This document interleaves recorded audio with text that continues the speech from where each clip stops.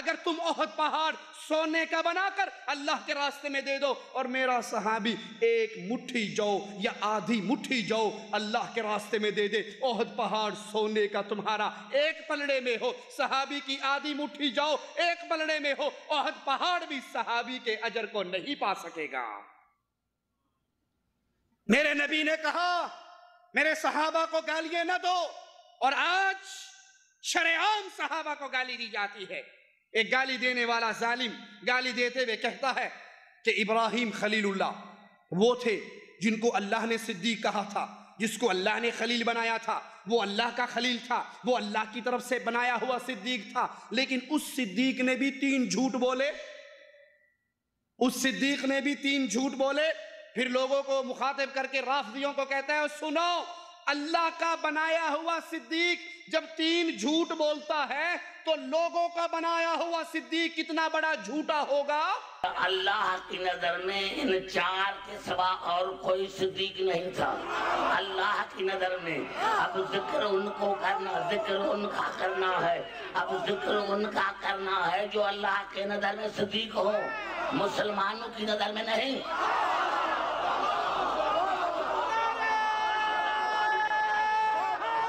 اور کیا ابراہیم نے 3 جھوٹ بولے تھے، ابراہیم نے 3 جھوٹ بولے تھے۔ جناب سارہ کے لیے کہا تھا کہ یہ میری بہن ہے، جب اس کو لینے کے لیے آئے تو کہا میں بیمار ہوں۔ بھائی گھبرا تو نہیں گئے؟ جناب ابراہیم نے کتنے جھوٹ بولے تھے؟ 3 جھوٹ بولے تھے۔ پہلے جھوٹ یہ کہ میں بیمار ہوں، دوسری جھوٹ یہ کہ میں یہ میری بہن ہے، تیسرا جھوٹ کیا تھا؟ 3 جھوٹ بولے تھے۔ کہتے جناب ابراہیم نے 3 جھوٹ بولے مانگ کر کہ مسلمانوں اگر خدا کا بنایا ہوا صدیق 3 جھوٹ بول سکتا ہے، اگر خدا کا بنایا ہوا، اگر خدا کا بنایا ہوا صدیق 3 جھوٹ بول سکتا ہے تو جو انسانوں کا بنایا ہوا صدیق ہوگا خدا جانے وہ کتنا جھوٹا ہوگا۔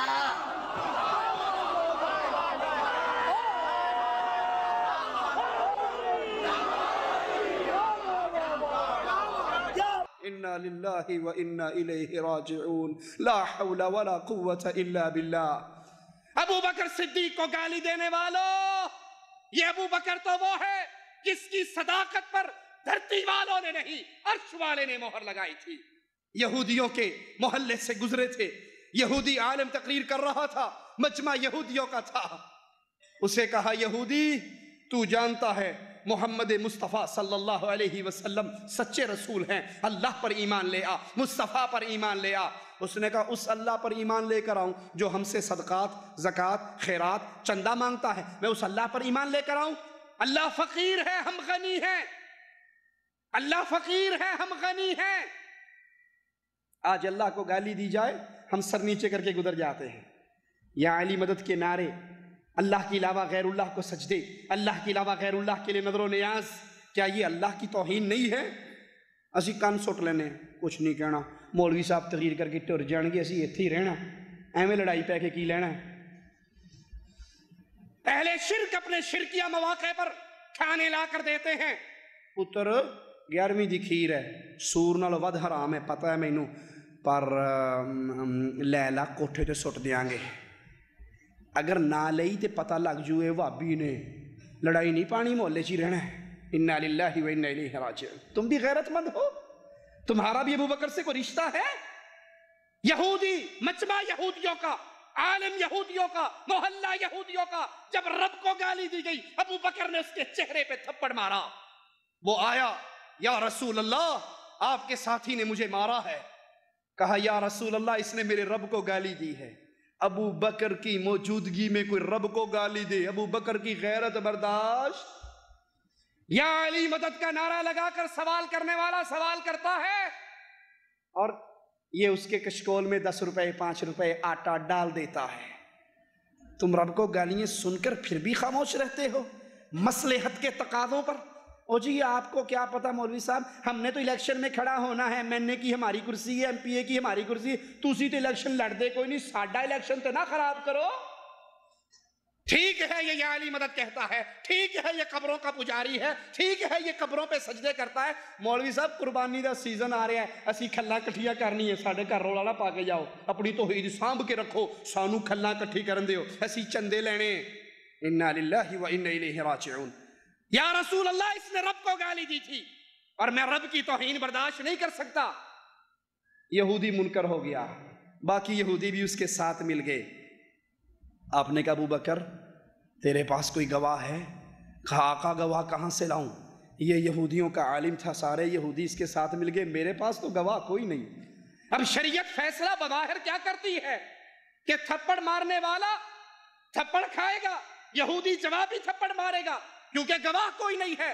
ارے جب ابو بکر کی صداقت پہ مہر لگانے والا دھرتی پہ کوئی نہ رہا، عرش والے نے آسمان سے جبرائیل کو اتار دیا کہ اے محمد علیہ السلام میں گواہی دیتا ہوں ابو بکر کا اس کو تھپڑ مارنا اس قول کی وجہ سے تھا جس قول کو عرش والے نے سن لیا ہے۔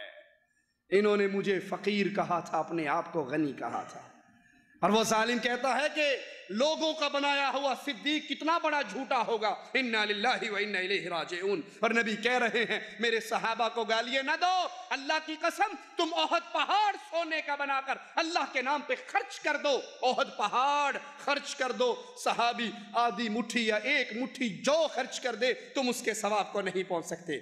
ابو عبد الرحمن کہتے ہیں کہ ہم رسول اللہ صلی اللہ علیہ وسلم کی مجلس میں بیٹھے ہوئے اچانک دو سوار رنما ہوئے، وہ دونوں آئے، اللہ کے نبی کے قریب بیٹھے، ایک شخص نے بیعت کے لیے ہاتھ بڑھایا اور نبی سے پوچھنے لگا اے اللہ کے رسول آپ کا اس شخص کے بارے میں کیا گمان ہے جس نے آپ کو دیکھا، آپ پر ایمان لایا، آپ کی تصدیق کی، اسے کیا ملے گا؟ تو رسول اللہ صلی اللہ علیہ وسلم نے فرمایا اس کے لیے جنت ہے، اس کے لیے طوبہ ہے، جنت کا ایک درخت ہے۔ وہ پیچھے ہٹ گیا، دوسرا آگے بڑھا، اس نے بیعت کرتے ہوئے وہی سوال دہرایا تو اللہ کے نبی نے فرمایا تیرے لیے طوبہ ہے، تیرے لیے طوبہ ہے، جنت ہے، جنت کے درخت ہیں، جنت کی نعمتیں ہیں۔ رسول اللہ صلی اللہ علیہ وسلم کے اصحاب کے اندر خوش نصیب افضل ترین وہ 4 آپ کے خلفاء ہیں، آپ کے ساتھی ہیں، اور مجموعی طور پہ وہ 10 صحابہ ہیں جن کو دنیا میں رہتے ہوئے رسول اللہ صلی اللہ علیہ وسلم نے جنت کی خوشخبری دی۔ آپ نے فرمایا تھا ابو بکر جنت میں ہے، عمر جنت میں، عثمان جنت میں، علی جنت میں، طلحہ جنت میں، زبیر جنت میں، ابن عوف عبد الرحمن ابن عوف جنت میں، سعد بن ابی وقاص جنت میں، سعید جنت میں، ابو عبیدہ بن جراح جنت میں۔ یہ وہ 10 صحابہ ہیں جو چلتے دھرتی پر تھے، رہتے دنیا پر تھے، اور ان کی جیب میں مصطفیٰ علیہ السلام جنت کے ٹکٹ ڈال چکے تھے۔ صحیح بخاری میں ہے، حضرت عمر فرماتے ہیں جو شخص بھی اس خلافت کا ان لوگوں سے زیادہ حقدار نہیں جن سے رسول اللہ صلی اللہ علیہ وسلم وفات تک خوش رہے، اور پھر ان کا نام لے کر فرمایا وہ عثمان ہے، علی ہے، طلحہ ہے، زبیر ہے، سعد اور عبد الرحمن ہے۔ مسند احمد میں ہے اللہ کے نبی نے فرمایا میری امت پر سب سے زیادہ مہربان ابو بکر ہے، میری امت پر سب سے زیادہ رحم دل، سب سے زیادہ مہربان ابو بکر ہے، امر الہی میں سب سے زیادہ مضبوط عمر رضی اللہ عنہ وارضا، سچی حیا میں سب سے بڑھ کر عثمان ہے، عثمان رضی اللہ عنہ وارضا۔ میرے نبی بیٹھے ہوئے تھے، پنڈلی مبارک سے کپڑا اٹھا ہوا تھا، ابو بکر آئے آپ ویسے ہی بیٹھے رہے، عمر آئے آپ ویسے ہی بیٹھے رہے، جب عثمان آئے آپ سیدھے ہو کے بیٹھ گئے، اپنے کپڑے کو درست کر لیا۔ حضرت عائشہ فرماتی ہیں یا رسول اللہ صلی اللہ علیہ وسلم آپ کے پاس ابو بکر آئے، میرے بابا آئے آپ ویسے ہی بیٹھے رہے، عمر آئے ویسے ہی بیٹھے رہے، جب عثمان آئے آپ سیدھے ہو کے بیٹھ گئے، کپڑے کو درست کر لیا، اس سے حیا والا معاملہ کیا۔ وجہ کیا ہے؟ کہا عائشہ میں اس سے حیا کیوں نہ کروں جس سے آسمان کے فرشتے بھی حیا کرتے ہیں۔